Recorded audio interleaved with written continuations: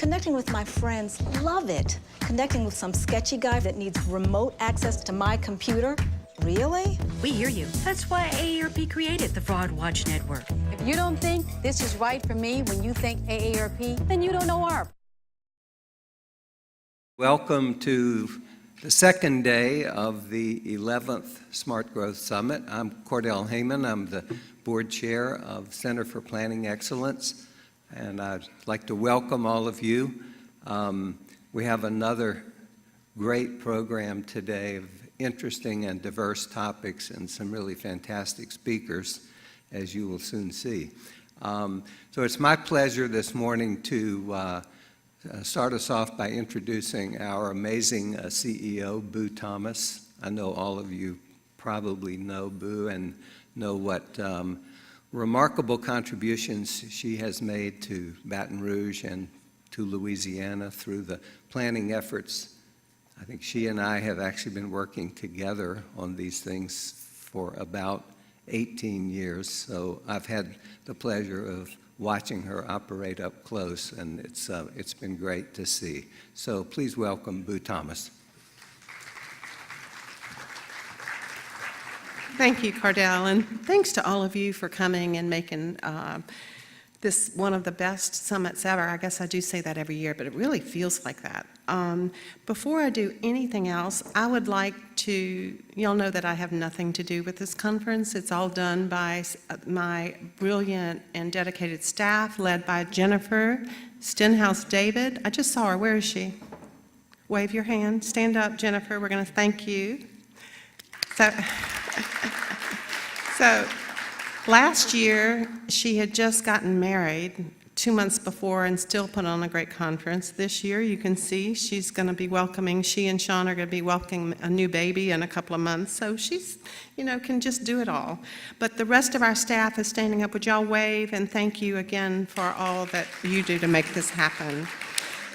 We continue to pull off this very complicated endeavor with great grace and diplomacy. I'd like to also thank our Lafayette contingent. They come every year. Y'all are great. Thank you so much. The mayor of Gina comes every year, LaDon Edwards. There's some other elected officials in the audience, I think. Would y'all stand and let us thank you, besides LaDon? And I think some candidates, Matt Watson. Thank you. And we really feel like that the presentation you're going to hear today is going to have a great impact on elected officials and on the work we do. So we personally invited the candidates for mayor, and we're thrilled that we had so many accept our invitation. I think so far Smokey Bourgeois is here. Is that Smokey over there on whatever side that is? Hello, Smokey, thank you. But I think we're going to see Sharon Weston Broome, Darrell Gissel, Greg LaFleur, and Senator Bodie White. And are they here? I don't see them. So now I would like to thank our sponsor for this wonderful session, the Greater Baton Rouge Association of Realtors, led by Tiffany Palmer, the president. So Tiffany, I'd like to invite you on the stage with Herb Gomez, the executive director. They have been such a great friend, and over the last 10 years, I think they have supported the work of Smart Growth and CPEX before that was really known what that was. So thanks again to you all for sponsoring us. Tiffany?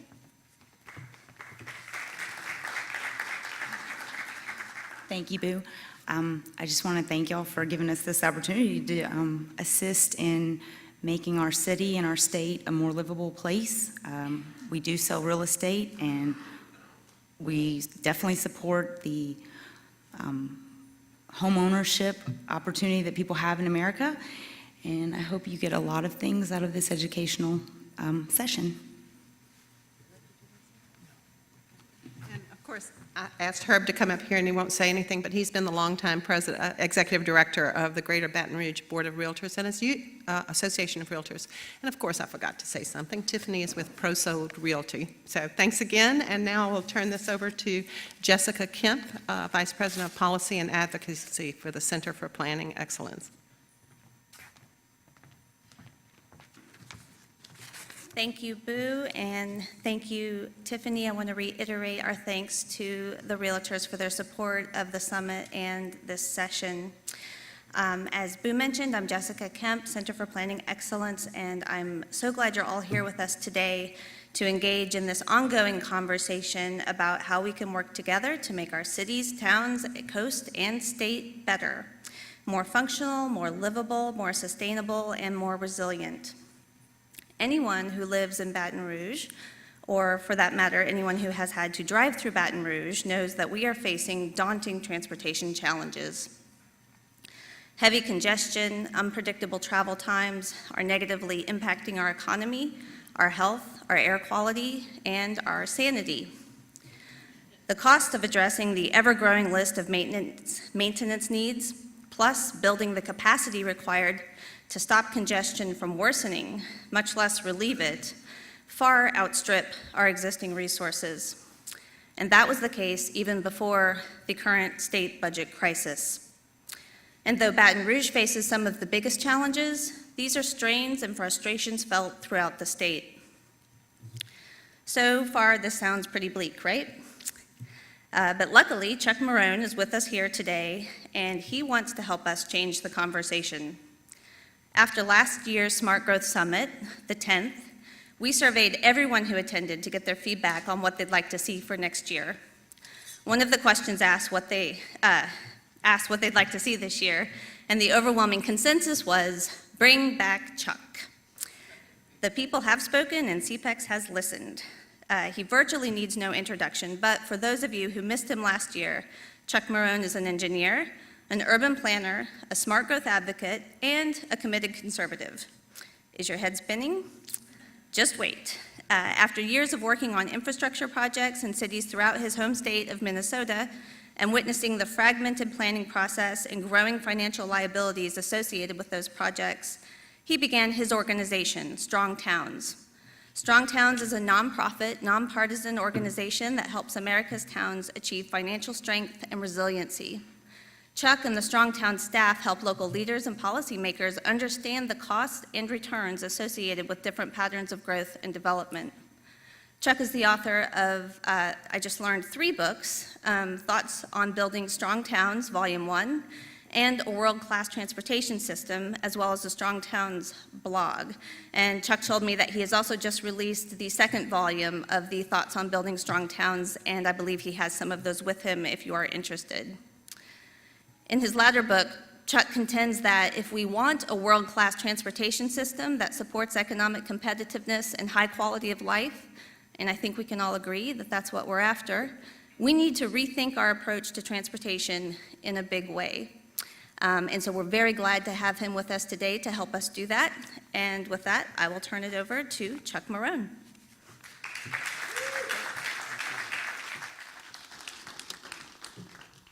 Thank you.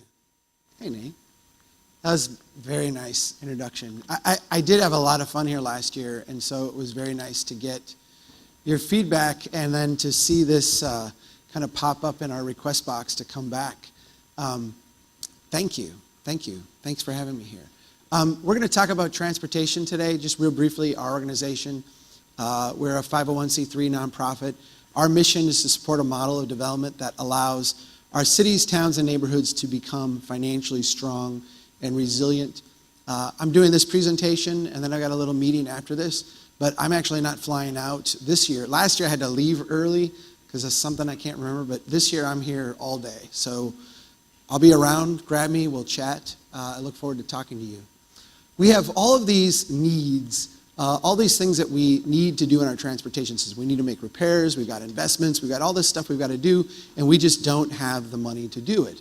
We have these 2 generations of people who are at points in their lives now where they want something fundamentally different than what we have been building, and we just don't have the money to do it. We have all these new things that we want to put money into, whether it's rail or bus or whether it's biking, walking infrastructure, and we just don't have the money to do it. What is the obvious answer to all these problems? We just need more money, right? And if you step back and you look at the conversations we're having in transportation, around the country, including here in this state, the obsession is how do we get more money to continue to do the things that we are now doing, right? That is our obsession. Where is the money going to come from? The American Society of Civil Engineers put out a report a little while back that said we have a $94 billion a year gap in the money we need just to maintain the current system that we have. That's at the federal level. State gaps would be added to that. When we look at right now how we fund transportation, we fund it with a gas tax at the federal level. Right now, the gas tax is 18.4 cents a gallon. There's a conversation that we should be adjusting this gas tax to inflation. The last time it was raised was in the early 90s. Had we kept it tuned to inflation, it would have not have lost its purchasing power. If we were to do that today, that would bring us to around 30 cents a gallon. We said, okay, well, what if instead of adjusting it to inflation, we adjusted it to the growth in the economy? A lot of times we look at transportation as being an investment in growth. So what if transportation kept up with economic growth? Well, that would be around 30 cents a gallon again. What if we correlated our increases in the gas tax with actual increases in demand? So what if the gas tax went up at the same rate that traffic grew? Well, then we'd have a gas tax of about 24 cents a gallon. But what if we wanted to raise the gas tax enough to actually cover that gap that the American Society of Civil Engineers identified? Well, that would mean we would need a federal gas tax of 78 cents a gallon. Understand that that's a static analysis, a dynamic analysis. We all understand when you raise the gas tax, people drive less. Then you need to raise the gas tax more to get the same amount of revenue. People drive less. On and on and on. It becomes the dog chasing its tail kind of scenario. There's a state that actually went and figured if we did a dynamic gas tax to do this, what would it mean? It would mean we would have an infinite gas tax with nobody driving. Obviously, that's not a policy that's going to happen, just like 78 cents a gallon is not going to happen. The American Society of Civil Engineers put out a report that said, if we fail to make the proper investments in our transportation system, the cost to families and businesses over the next decade is going to be $1 trillion. In order to avoid that $1 trillion cost to families and businesses, we need to have $2.2 trillion in spending. That sounds ridiculous, right? The same report said if we fail to make the proper investments in our transportation system, our economy will not grow at the rate that it otherwise would. Growth will be, in other words, depressed. That depressed growth between the time the report came out in 2040 will cost the federal treasury $540 billion of cash.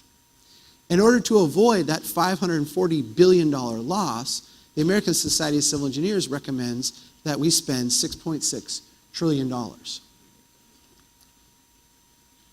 Those numbers don't make sense, right? And I wouldn't blame you if you looked at me today and said, Chuck, this is ludicrous. No organization would put out a report that said this. It can't possibly be that way. I'll tell you the way they did it. You don't put out a report that says that. People will laugh at you. You put out a report that says all these horrible, horrible things will happen. You have to do these long intervals in order to make the number really big. And then you say, in order to solve this problem, all you need is this modest, by comparable, amount spent every year. Apparently, the Wall Street Journal reporters don't do basic multiplication, because that's all this is. But anyway, let me show you the ridiculousness of the projects we're building today. Here's Highway 91 in Southern California. We're now in the process of putting an additional set of lanes in to deal with congestion. Here's how the local newspaper reported on it. They said the project will give some relief to drivers in the regular lanes, raising their average rush hour speeds from 8 miles an hour to 9.4 miles an hour. Nobody's life is going to be any better because they can commute at 9.4 miles an hour instead of 8 miles an hour. Yet, by the math that we use to justify these projects, you'll say there's 200,000 cars a day on this strip. The typical car will now save 20 seconds a day. 20 seconds times 200,000 times 365 days a year times 50 years that we think this thing will be there, times $30 an hour that the typical Southern Californian makes in salary and benefits equals billions and billions of dollars of savings for everybody. That's crazy, right? That's the way we go about today justifying projects. So the question, do we need more money? Or do we need to ask a more sophisticated question? If we can't get the money, what then? If we're not going to raise the gas tax to 78 cents a gallon, what do we do then? If in your state you're going to publish these huge reports saying we have this massive, massive gap, and the most aggressive funding proposal you can mutually agree on is a tiny, tiny percentage of that gap, what are we doing? What are we doing? Today I want to talk about our transportation system, the underlying fundamentals of it, because we have to start thinking differently about transportation, and we can't do that if we don't understand what's actually going on. So I am going to kind of lift the hood on pull back the curtain on some of the dogma that surrounds us and help you to see the transportation system differently. I want to start with the hierarchical road network. This is the basis of our entire theory of transportation today. If you go to any city in this state, in this country, with a transportation plan, that plan will include a hierarchical road network. What do I mean by this? We all understand this, right? Small local streets pour into collector streets pour into arterial streets pour into major arterial streets. You go from small to big. We intuitively grasp this. This is the way that our transportation system is built. I want you to think about a river network. And I'm from Minnesota. I'm going to use Minnesota terms. I think you can follow along. It won't be too weird for everybody. If we think of a system like this, right, and we live in the flooding part of the world, so I think you grasp this probably more acutely than those who live at the headwaters of the Mississippi, which I live 2 hours north or 2 hours south of the head of the Mississippi. Do you know you can actually walk across it? In my hometown, you could throw a baseball across the Mississippi River. Even with a weak arm like mine, you could throw a baseball across. When I got down to New Orleans and saw the Mississippi for the first time, I said, what's this lake? So think about this for a second. You have small ditches that flow into creeks, that flow into small brooks. They end up in these little rivers, and then the little rivers come together to form bigger rivers. What happens when we get rain out on the edge, right? Persistent rain for a long period of time or a big inundation all at once. What happens? We get flooding, right? And like I said, you've acutely experienced this here. You understand this. I don't have to tell you this, right? And so what do we do with a system like this, right? We understand that little bits of rain out on the edge causes flooding. So what do? Well, we look upstream and we say, you can't run your water straight into the ditch. You've got to retain it on site. You've got to slow it down. You've got to prevent it from getting to the flooding stage. Let's think of a river of a different type now. Let's think of a river not of water, but of concrete and asphalt. When we get a little bit of rain out on the edge, if it's all at once or it's persistent over a period of time, why are we so shocked when we get a flood? Why are we so shocked when it ends up flooding our system? And while we get, a little bit of money for that, we understand that this is an enormous, enormous cost to us. If we were trying to create a system that maximized congestion, this is how you would build it. Right? If our goal was to create the most amount of congestion for the longest period of time possible, you would take everybody, you would funnel them into the same spot at the same exact time every day. That's how you would do it.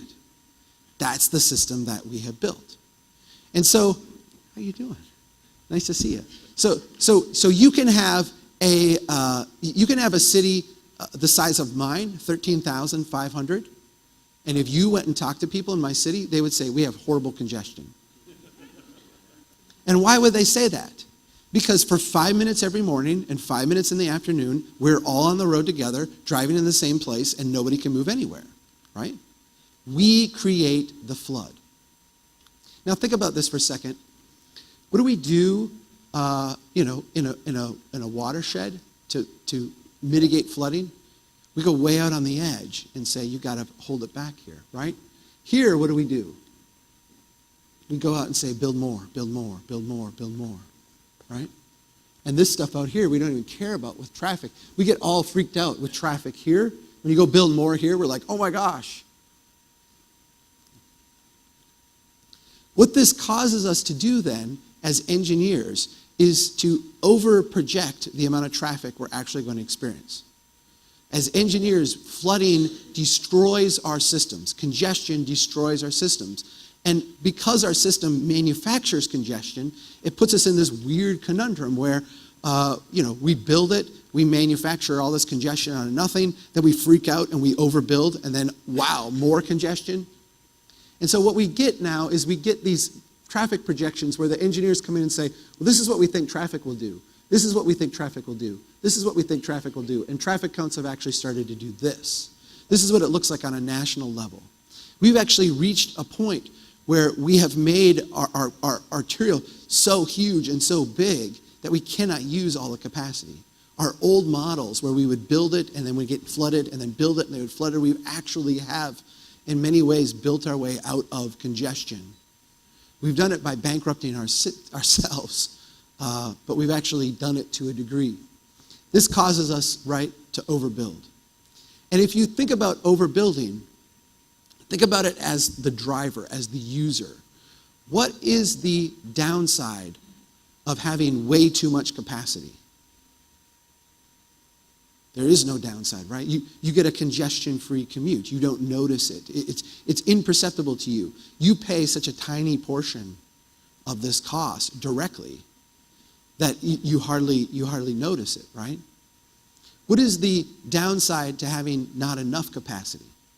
Well, in the system as we built it, having just barely not enough capacity means complete gridlock everywhere, right? So there's this huge kind of built-in notion that we need to build bigger, build bigger, build bigger. When we step back and look at our transportation system at its busiest time, if we were to float up to 10,000 feet and be able to look at things, what we would see is that a part of our system is flooded, but the vast majority of pavement surfaces that we have nothing on them at all. They're absolutely unused. In our busiest time, we are using only a tiny, tiny percentage of the stuff we have built. If you think about this as a business model, it would be as if the airlines designed their entire fleet to handle everybody who wanted to fly at Thanksgiving and Christmas time, and then the rest of the year ran empty airplanes. We would think that that's an insane way to approach things, right? That's a crazy way to approach the problem, yet that is exactly what we have done with our transportation system. How do the airlines deal with this problem, by the way? Just stop and think about that for a second. How do they deal with it? By price, right? Yeah, by price. If you want to fly the day before Thanksgiving, you're going to pay a huge premium. If you're willing to fly a week earlier, the tickets are ridiculously low, right? We intuitively get that. Yet when it comes to transportation, we'll pay the gas tax, but don't ask us to pay anything related to the demand, right? It's interesting because if you actually go to cities that have well-developed transit systems, they factor this in on transit systems too, right? If you want to ride the metro during peak hour, you pay more than if you're willing to ride it a little bit earlier or a little bit later. That's how you manage demand dynamically in a system when you have finite capacity. I'm going to just admit something to you today. I have an unhealthy hatred for traffic signals. I really despise them. I find them to be like the dumbest thing. And I'm going to admit this now because I'm riding around with my daughters in the car, and they've started to speak, from the back seat, disparagingly about how stupid traffic signals are. And I've realized that this is me You see your worst traits like reflected in your daughters. And the words that come out of their mouth, like, this hatred and vitriol and this how stupid this is, I realize I need to moderate my tone a little bit. I'm going to try to give you a little bit of that today. Traffic signals are something that we just, they're just put in today. We just consider them logical. We just deal with them. Red lights, we don't like them, but this is what make the system work, right? If you really understood the history of traffic signals and where they came from, you'd realize how there's not that much thought that ever went into them, and there still isn't that much thought that goes into them. I was in Kansas City working once, and I wrote a series of pieces when I left about downtown Kansas City, and I noted that when I was leaving my hotel, I had a 25-minute drive to the airport. And the first set of that, the first 3,700 feet, was within their core downtown. I went from here out to the highway, and I went through 10 signals on the way out there. One of the things that I recommended to Kansas City, because they didn't have a lot of street life, things were kind of dead, a lot of one-way streets, cars moving really fast. They were trying to get the businesses going, and it wasn't working. And I said, what you really need is to create some friction there. Bring back two-way streets, narrow them up, slow traffic way down, and get rid of your traffic signals. And get rid of your traffic signals as a way to mitigate the slower speeds. And people there flipped out at me. Like you would have said, I would have had more credibility had I said, sacrifice your young children to, some deity. It was like, you are insane, you have no credibility at all. So I try to point out to them, right now, this system allows us to travel 30 miles an hour through the downtown until we hit a traffic signal, at which time we get to drive how fast? 0, right? So you have a binary thing. It's either 30 or it's 0. That's what you get. So your travel time, my travel time to go through 10 traffic signals is very dependent on what? How many red lights I hit, right? So if I hit, 0, I can get through in a minute and a half, but of course there's 10 of them, so how many of them will I hit? Yeah, 9, right? Right? That's how many I'm going to hit. As soon as you start adding signals, your time the time it takes you to get someplace just goes up huge, because you spend this huge amount of time sitting going 0. What if instead of 30 and 0, we just said everywhere, all the time, you can travel 15. And when you get to the intersections, instead of having a stupid signal that treats you like a dummy, see, here I go again, you actually have an intersection that you can flow through. Maybe it's wide open and you just flow. Maybe you have to look at somebody and, have a human interaction of some sort. That's freaky. Maybe it's some type of, traffic circle kind of thing. If we actually went down to 15 miles an hour, to travel that same stretch that I traveled would be less than 3 minutes. In other words, as soon as I hit more than one signal, it is taking me more time than if I just drove slower. I'm pausing here to let you start hating traffic signals. With signals, we spend more money to get places slower than if we just drove slower and got places more quickly. You see what I'm saying? This makes us do like insane things, right? Like traffic circles. I have to show you this quote from my hometown when we put our first roundabout in. This is our county commissioner. Being a good American that I am, and thinking we fought a war with Europe over some things, this is one of those things that to me seems to be European. I cannot express to you the joy of having people around the country laugh at my county commissioner. Historically, half of Europe was our ally, right? We didn't fight a war with Europe over roundabouts, right? It's not clear to me why we want to spend more money to cost ourselves more time, right? It's not clear to me why we want to spend excess money to cost ourselves more time. Forgiving design. Forgiving design is another one of these concepts that is now just called design in the engineering profession. It came about for a really good reason, though.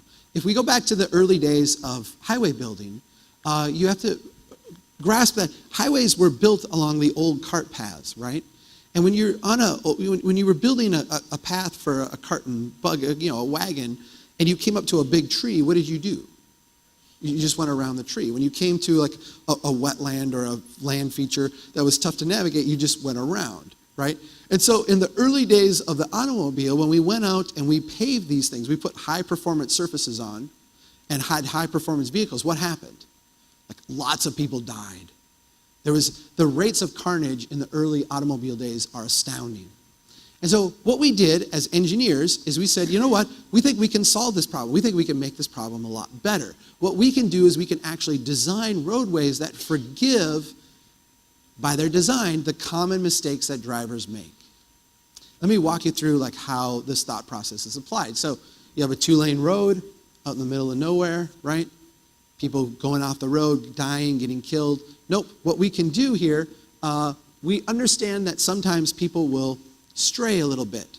They'll float out of their lane. We don't want that to end up with them crashing into someone. So what we'll do is we'll widen the lanes. We'll give them a little bit more room. Then we know that sometimes, for whatever reason, people wind up going off the side of the road. Something comes, they swerve or they float or what have you.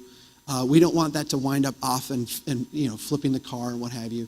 So what we'll do is we'll create a little bit of recovery room on the edge. Even with a little bit of more lane width, a little bit of recovery room, we know that sometimes vehicles are going to leave the roadway. And when they leave the roadway, they got a lot of speed, a lot of energy. We don't want them to hit something. We'd like to dissipate that energy before they actually come into contact with something. And so what we do is we eliminate the obstacles. And now you have a forgiving design. This is brilliant, really. And this has saved untold numbers of lives on our roadways. What's the problem with this? The problem is, once we bring this mentality into our cities, we give the wrong signal to drivers, right? We give the wrong signal to drivers. We give the signal that you don't have to worry about anything. We got your wide lanes, we got your recovery area. You don't have to worry about anything. And so what happens? Speeds go way, way up, and these places become really dangerous environments. We have a saying at Strong Towns: if you need a sign to tell people to slow down, you designed your street wrong. Our streets should intuitively inform the people using them of what we need in those environments. Instead, what we do is we take forgiving design highway standards, we rotely apply them to our city streets, and then we wonder why people are getting killed. When you go to engineering design manuals, you will see charts like this. It looks technical and professional, right? Albeit from the 1950s. Most of our stuff is from the 1950s, by the way. It lays out this really nice trade-off between local streets and arterial streets. Again, this kind of gets back to the hierarchical network. So if you want a lot of mobility but not a lot of access, you want to build an arterial. If you want a lot of access but not a lot of mobility, you build a local street. This area here is like the have your cake and eat it too collector zone, right? When we look at the finances of these, we can build these two ends very cost effectively. This stuff in the middle is tremendously expensive and produces very little in terms of wealth. And I'm going to show you that here in a minute. Out here, we can also build things that are really safe. When you're driving really fast on a highway where there's no accesses and no complications, you can travel long distances in a very safe manner. When you're going really slow on a local street, you might have a fender bender now and then, but no one's getting killed, right? It's these middle areas where we combine high speeds and complexity that we have all of our tragedy. Almost all of our tragedy today happens in these environments here. This is something that we call a strode. We actually take that diagram and flip it on its side and say, where in our system are we building the most value? Where are we creating the most value for our investments? And what we find is that when we're building places where people drive very slow, and we're building places that people drive very fast, that's where we create the most value. When we're building streets and when we're building roads. When we get into this middle part here, the Strode, that's where we're spending the most amount of money and getting the least amount of value back. Sadly, most of what we build today falls into that category. And when we're obsessing over how do we get the money to do more stuff, what we're really talking about is how do we find money to build more of this? This is a Strode. A Strode is a street road hybrid. We call this the Futon of Transportation. If you think of a futon as being an uncomfortable couch that makes into an uncomfortable bed, a Strode tries to do two things at once and fails at both, right? Tries to be both street and road. What's the difference? A road you should think of as a replacement of the railroad, right? A road is a high-speed connection between two places. Like a railroad, you would get on at one spot, you would get off on another. There's a high-speed connection between the two. We don't have frontage railroads, we don't have drive-through railroads. One place people want to be, another place people want to be, high-speed connection between them. If you look at this, we're spending enormous amounts of money to move cars quickly here. We've got wide highway-scaled lanes, you've got 4 of them, you've got a center turn lane to get the turning traffic out of the way so the through traffic can speed right on through. Despite spending enormous sums of money to move cars quickly, do cars get to move quickly here? No, because we have low speed limits, we have traffic signals that make you go 0, right? What is a street? A street is, and always has been, a platform for building wealth. A street is a platform for building wealth. And when we look at this, we have made a lot of improvements here to make this a wealthier street, right? We put in wide sidewalks, decorative lights, we put out banners and benches and all kinds of things. Is this street building a lot of wealth? No. Why? Well, because if you're shopping here and you want to go shop over here, no one's going to walk across 7 lanes, right? People don't walk down, stand here, wait, then walk across and up. What do? They get in their car, they whip a U-turn. And so all these businesses respond to that by tearing down our tax base to put in parking lots and drive-throughs and other things. And our tax base just goes way down. We have to start having a conversation in this country about how we start converting our Strodes into productive roads and wealth-producing streets. This is actually, from a technical standpoint, really easy to do. The difficulty becomes social, cultural. Technically, it's very easy to do. So I'm going to acknowledge that right up front. I'm going to show you how easy this is technically. Socially and culturally is the larger hurdle, right? If we want to go from Strode to street, what do? Well, the first thing we do is we slow down traffic, right? We prioritize people over automobiles, right? If you're trying to create wealth in a place, you need people, so we prioritize one over the other. We intensify our adjacent land use, and that's a fancy way of saying build stuff. If you're going to build wealth, part of that is building, so we actually have to focus on that. And then embrace the facts that these are very complex places. That's part of their feature. If we want to go the other way, what do? If we want to go from Strode to road, well, there we close access, right? We actually limit access. We segregate automobiles from other modes.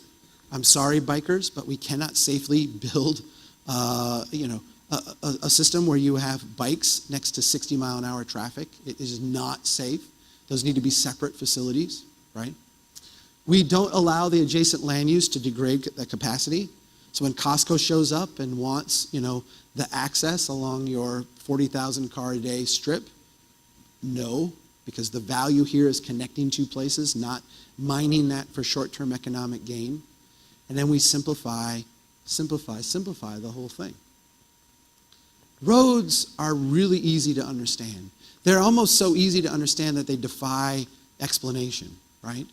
If we think of a road as a connection between 2 places, we have one place, we have another place, we connect them, traffic flows back and forth. When the places become more successful because of the connection, when they start to grow and prosper, and we get more vehicles along here, how can we respond? Well, in a road system, we can add capacity. What we find is that in this type of environment, transit works really well, right? When we have one place people want to be and connected to another place people want to be, it's amazing that people actually pay to go back and forth. When that becomes overused, we can actually improve our modes. There's a lot we can do with the road to help our cities grow and become more successful if we treat them as high-speed connections between two places. From an engineering standpoint, we actually get this. Engineers are actually really good at this. It is, politicians and economic development people that screw this up for us, right? If we just left engineers alone, they could figure this out. Where the engineering profession has very little clue what to do is when we get to the other end of the spectrum, the streets, right? If there's one takeaway from this presentation, I hope you go away with this one. Building a street is more of an art than a science. Building a successful street, a successful place, is not something you can go to a recipe book, a code book, and just pull out like page 24, this is what it should be, and then go out and build it. It is more of a complex art form. When we look at the way streets have historically been built, they've been built slowly and incrementally over time. They start small, they over time become more intense, and over time become more intense yet. And what we see is that these small little incremental phases, the streets are different. The transportation changes. The way we deal with and interact with the businesses around us is, and the buildings and the homes and all the stuff, all the complexity that goes on is very, very different. These places are slowly built. They're complex. They're messy. I showed some of these things last year, but I think it ties in here and it's a point worth making again. When we look at complex land use patterns, these ones that are built slowly and incrementally, what we see is that financially they're incredibly, incredibly productive. These are two identical blocks. The one on the left I've labeled old and blighted. The one on the right I've labeled shiny and new. When you look at them, that old and blighted block looks like this. It is kind of the first increment of that messy, complex pattern of growth. In the 1920s, this is from my hometown, as my city was building, this was the stuff way out on the far edge, right? This was the very first increment of a new area. And had things progressed as they had for thousands of years around the world with this style of building, what would you have seen? Over time, second and third stories, it would have gotten more intense, more ornate. That's not what happened though, right? After this was built in the 1920s, we had the Depression, we had World War II, then we had a completely different style of development that was just keyed off of these massive transportation investments and this huge horizontal expansion. This block has stagnated for 90 years. 2 blocks over used to look just like this. We had it torn down, and now we built the new Taco John's drive-thru. Everybody was thrilled with this, right? We got rid of blight. We got a brand new shiny building. It meets all the zoning requirements. The engineer was happy because we now have off-street parking, not on-street parking, so the cars move more quickly through here. The environmental people were happy. They got green space and some native plants in the stormwater area. The bike walk people are happy because they got a sidewalk. The sidewalk ends right there, but it runs. Here's what nobody bothered to look at. That old blighted rundown block has a total value of $1.1 million.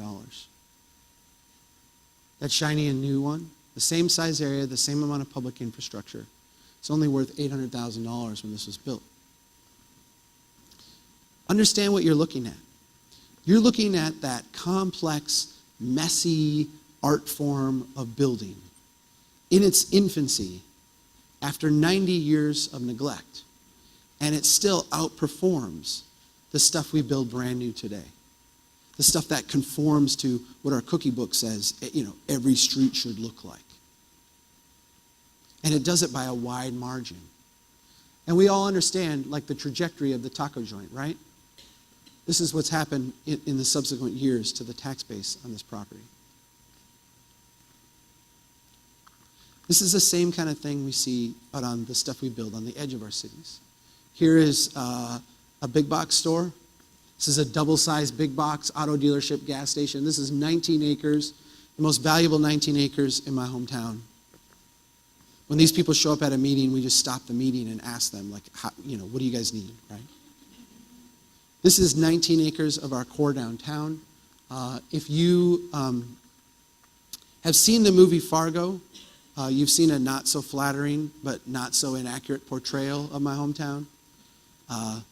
Buildings are kind of in disrepair. Most of the second, third stories unoccupied. Nothing new has been built in my lifetime. When we look out on the edge, in that part of the world where we've got the formulaic process down for how to build, how to grow, we go out and we build the strode, we build the frontage roads, we get the businesses. What we see is that in the most productive of that area, we have a total value of $600,000 an acre.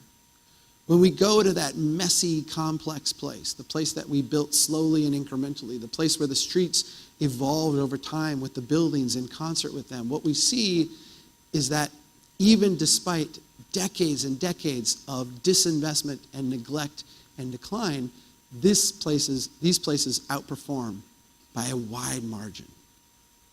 By a wide margin. This is a pattern we see in every city we've ever looked at across this country.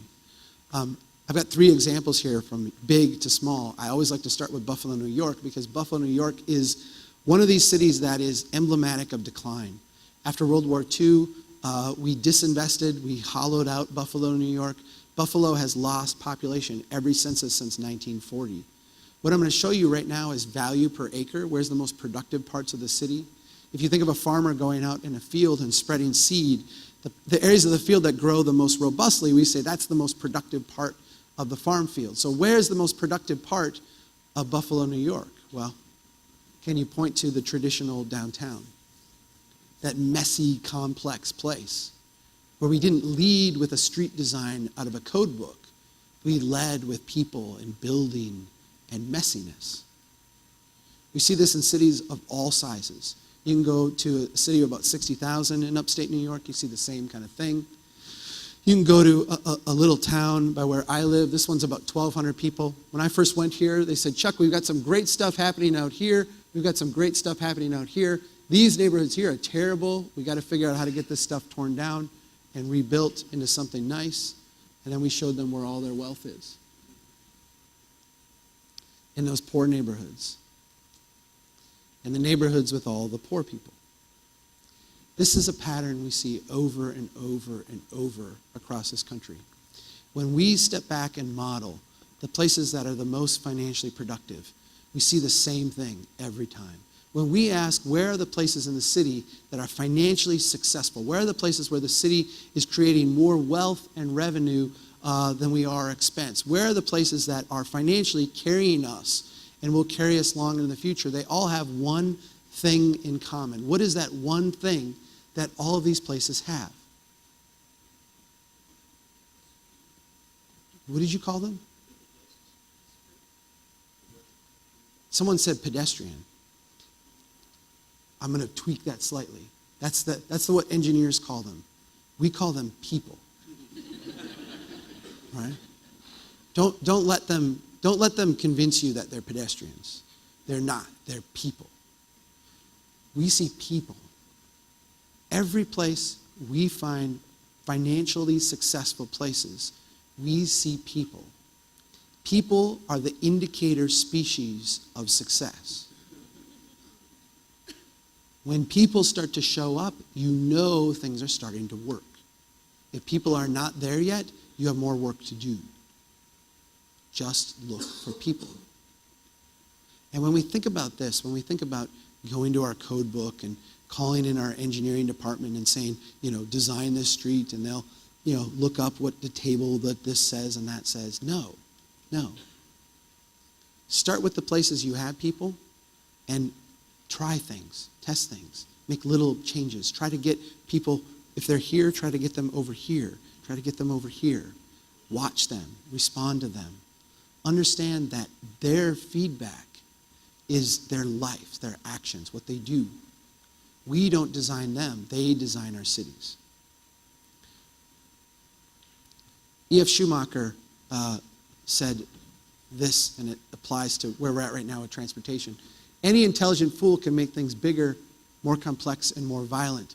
It takes a touch of genius and a lot of courage to move in the opposite direction. We have had decades of trying to deal with our transportation problems by making things bigger and more grand and spending more money. We are locked in this mindset of how do we get more money to continue to do this stuff that clearly is not working. In Louisiana, you have this huge gap in transportation needs. Your DOT has told you we have billions we need. And the greatest minds among you sit down and look at this problem and say, well, we can come up with this much of that much. Instead of asking a more pertinent question, if we can't get that much, how do we start thinking differently? I'm going to urge all of you to use a little bit of genius and the courage that you have to actually start to change this conversation so that we're not trying to deal with these problems simply with brute force, but we actually start to take a more nuanced, fine-grained approach, a more genius kind of mindset, if you will, to the way we build our neighborhoods, our blocks, and our cities. Thank you so much for the invitation to be here today. I really appreciate it, and I look forward to chatting with you throughout. Thank you so much.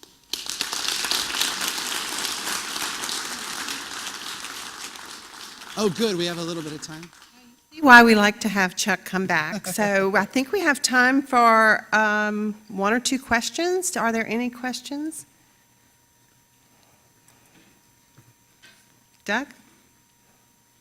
Please. Oh, there is a mic. You're good. Talk loud.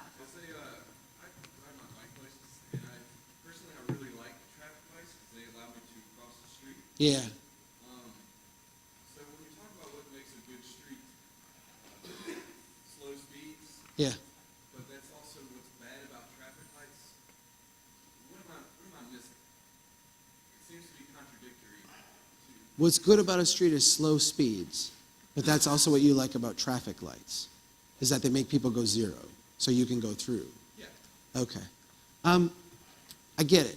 And I will say, people who bike, I bike all over in my hometown. There's a certain segment of bikers that absolutely hate the shared space concept. They hate it. Let me have you think about this. Think about the last time you were in a parking lot that was, moderately busy. Or think of the last time you went to like a high school football game and you all parked in the field and then you got done. Or better yet, you went to like a rock concert and had a little bit too much to drink and you went out to the field afterwards and everybody's a little tipsy. How many people die in that environment? None, right? Everybody gets in their car, they kind of weave around, they work around. Everybody's kind of aware that everybody else is in this space, and so they drive with some degree of caution. There's nobody flying through. There's nobody oblivious to everyone else. When we design intersections using a shared space concept, you're essentially getting at that type of a thing.